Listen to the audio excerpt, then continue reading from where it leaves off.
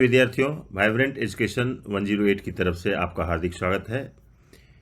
बच्चों, आज हम फिर से एक नया वीडियो लेकर आए हैं आपके लिए।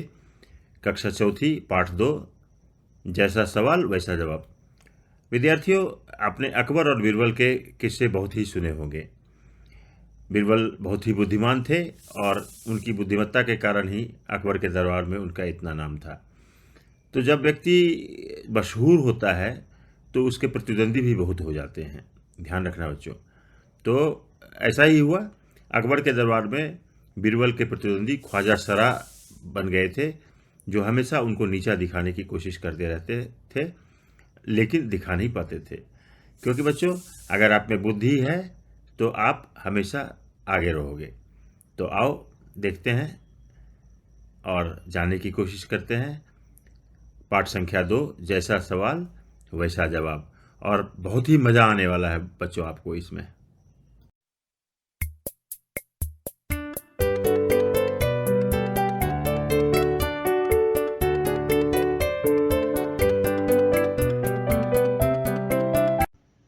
प्रिय विद्यार्थियों, आज हम फिर लेकर आए हैं आपके लिए एक नया वीडियो। कक्षा चौथी पाठ 2, जैसा सवाल वैसा जवाब। आइए जानते हैं, पढ़ते हैं इन पंक्तियों को और जानते हैं इसका अर्थ। जैसा सवाल वैसा जवाब। बादशाह अकबर अपने मंत्री बीरबल को बहुत पसंद करता था। बीरबल की बुद्धि के आगे बड़े बड़ों की भी कुछ नहीं चल पाती थी। इसी कारण कुछ दरबारी बीरबल से जलते थे। तो बच्चों, जलते थे का मतलब होता है ईर्ष्या करते थे, है ना। क्योंकि बादशाह उनको बहुत मानते थे, इसीलिए बाकी लोग उनसे ईर्ष्या करते थे। वे बीरबल को मुसीबत में फंसाने के तरीके सोचते रहते थे। मुसीबत का मतलब बच्चों परेशानी, यानी हमेशा वो बीरबल को परेशानी में, समस्या में फंसाने की सोचते रहते थे। और तरीका मतलब उपाय, इसका उपाय करते रहते थे। अकबर के खास दरबारी ख्वाजा सरा को अपनी विद्या और बुद्धि पर बहुत अभिमान था। बीरबल को तो वे अपने सामने निरा बालक और मूर्ख समझते थे। तो अभिमान का मतलब उनको घमंड था। अपनी विद्या और बुद्धि पर ख्वाजा सरा को बहुत ही घमंड था।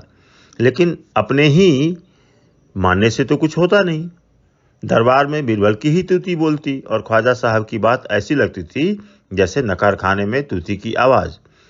तूती बोलने का मतलब होता है बच्चों, शासन चलता था, यानी उन्हीं का शासन चलता था। ख्वाजा साहब की चलती तो वे बीरबल को हिंदुस्तान से निकलवा देते, लेकिन निकलवाते कैसे? एक दिन ख्वाजा ने बीरबल को मूर्ख साबित करने के लिए बहुत सोच विचार कर कुछ मुश्किल प्रश्न सोच लिए। उन्हें विश्वास था कि बादशाह के उन प्रश्नों को सुनकर बीरबल के छक्के छूट जाएंगे। छक्के छूटने का मतलब होता है हिम्मत हार जाना, ठीक है ना। और वह लाख कोशिश करके भी संतोषजनक उत्तर नहीं दे पाएगा।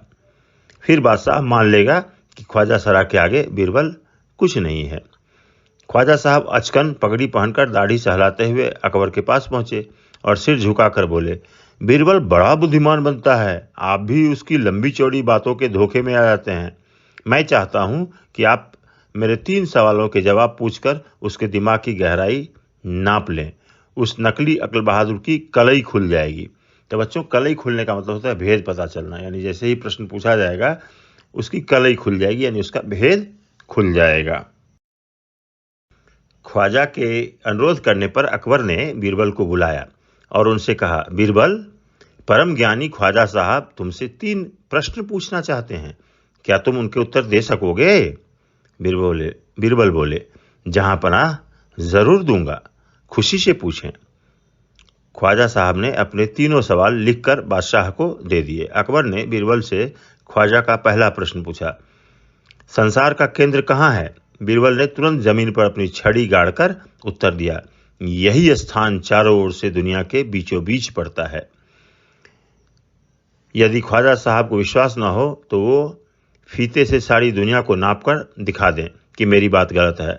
अकबर ने दूसरा प्रश्न किया, आकाश में कितने तारे हैं? तो बच्चों, इस तरह से वो जो अनुरोध शब्द जो पहले आया था, अनुरोध का मतलब होता है आग्रह। तो आग्रह किया, ख्वाजा ने जब आग्रह किया अकबर से, तो अकबर ने बीरबल से इन प्रश्नों को पूछना शुरू किया। बीरबल ने एक भेड़ मंगवाकर कहा, इस भेड़ के शरीर में जितने बाल हैं उतने ही तारे आसमान में हैं। ख्वाजा साहब को इसमें संदेह हो तो वे बालों को गिनकर तारों की संख्या से तुलना कर लें। अब अकबर ने तीसरा सवाल किया, संसार की आबादी कितनी है? बीरबल ने कहा, जहां पनाह संसार की आबादी पल पल पर घटती बढ़ती रहती है, क्योंकि हर पल लोगों का मरना जीना लगा ही रहता है। इसलिए यदि सभी लोगों को एक जगह इकट्ठा किया जाए तभी उनको गिनकर ठीक ठाक संख्या बताई जा सकती है। बादशाह तो बीरबल के उत्तरों से संतुष्ट हो गया, लेकिन ख्वाजा साहब नाक भौं सिकोर कर बोले, ऐसे गोल मोल जवाबों से काम नहीं चलेगा जनाब। तो बच्चों, नाक भौं सिकोड़ना एक मुहावरा है जिसका अर्थ होता है अनिच्छा व्यक्त करना, है ना। यानी वो सहमत नहीं थे इनके उत्तर से। बीरबल बोले, ऐसे सवालों के ऐसे ही जवाब होते हैं, पहले मेरे जवाबों को गलत साबित कीजिए तब आगे बढ़िए। ख्वाजा साहब से फिर कुछ बोलते नहीं बना। अब बच्चों, इस पाठ को पढ़ने के बाद, इसको समझने के बाद अब बारी आती है प्रश्नोत्तर की। तो शुरू करते हैं बच्चों, तुम्हारी बात। पहला प्रश्न, क ख्वाजा सरा के तीनों सवालों का क्या कोई और जवाब हो सकता है? अपने मन से सोचकर लिखो।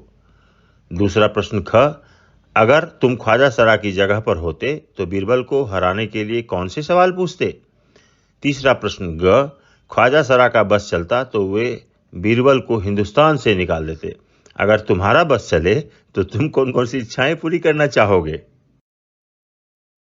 तो बच्चों, आइए एक एक करके हम सारे प्रश्नों का हल निकालते हैं, इसका उत्तर बताते हैं आप लोगों को। पहला प्रश्न, ख्वाजा सरा के तीनों सवालों का क्या कोई और जवाब हो सकता है?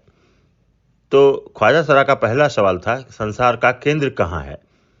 इसका दूसरा जवाब हो सकता है, आप जिस स्थान पर खड़े हैं वही संसार का केंद्र है। उनका दूसरा सवाल था, आकाश में कितने तारे हैं? इसका दूसरा जवाब हो सकता है, आकाश में उतने ही तारे हैं जितने आपके सिर में बाल हैं। उनका तीसरा सवाल था, संसार की आबादी कितनी है?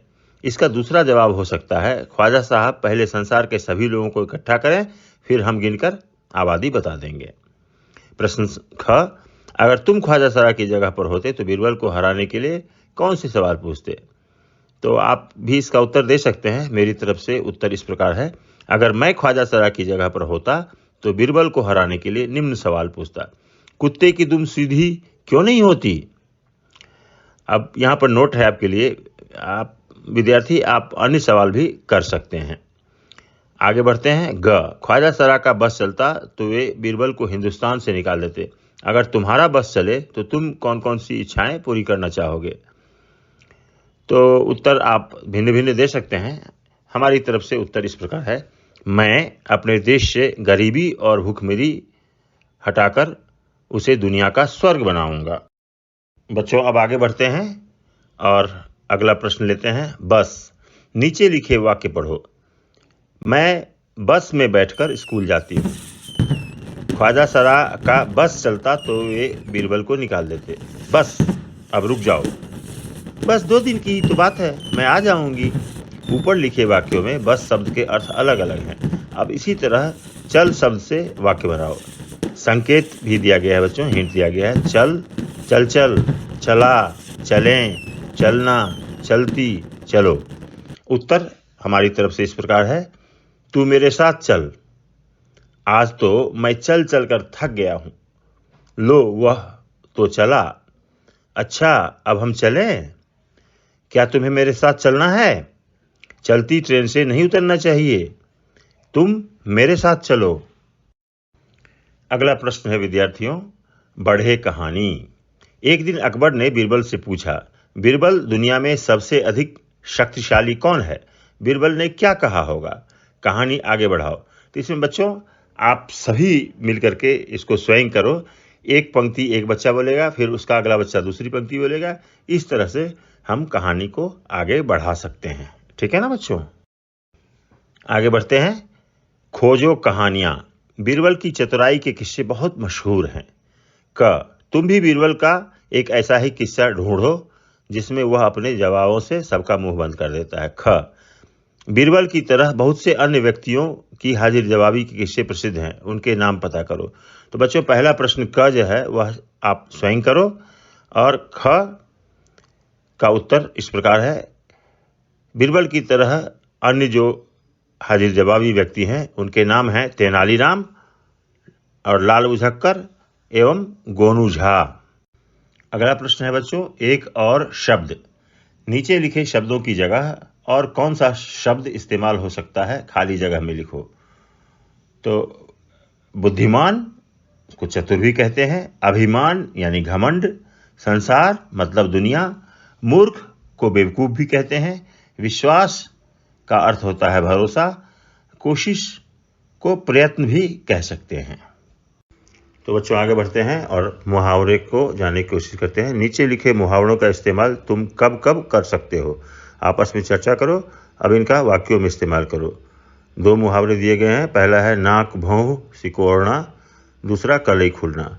नाक भौं सिकोड़ना, कहीं भी बाहर जाने के नाम पर वह नाक भौं सिकोड़ने लगता है। कलई खुलना, इसका वाक्य इस तरह से है, चोरी की कलई खुलते ही वह धीरे से खिसक गया। कलई खुलना मतलब भेद खुल जाना, राज खुल जाना। अगला और अंतिम प्रश्न इस प्रकार है, कैसे कैसे पेड़। बादलों की तरह पेड़ भी अलग अलग आकार के होते हैं। कोई बरगद सा फैला हुआ और कोई नारियल के पेड़ जैसा ऊंचा और सीधा। अपने आसपास अलग अलग तरह के पेड़ देखो, तुम्हें उनमें कौन कौन से आकार दिखाई देते हैं। सब मिलकर पेड़ों पर एक कविता भी तैयार करो। तो बच्चों, ये आपके क्रिटिकल और क्रिएटिव थिंकिंग को बढ़ावा देने वाला प्रश्न है। इससे आपकी सृजनात्मकता में वृद्धि होगी। और इस प्रश्न को बच्चों आप सभी लोग स्वयं करो, ठीक है। तो इसी के साथ आज का ये पार्ट्स यहीं समाप्त होता है। हम फिर मिलते हैं आपसे एक नई वीडियो के साथ। तब तक के लिए लेते हैं आपसे विदा। और हाँ, यदि आपने हमारा चैनल सब्सक्राइब नहीं किया है तो हमारा चैनल सब्सक्राइब कर लें और बेल आइकन दबाना ना भूलें, ताकि हम आपसे एक नए वीडियो के साथ आपसे मिल सके और शीघ्रातिशीघ्र इसकी सूचना आपको मिल सके। लाइक और शेयर करना ना भूलें, इससे हमारा प्रोत्साहन होता है और हम इसी तरीके से आपकी कक्षा से संबंधित अन्य वीडियो बनाकर आपके सामने प्रस्तुत करते रहेंगे। ठीक है, आपसे लेते हैं विदा और वीडियो देखने के लिए आपका बहुत बहुत धन्यवाद।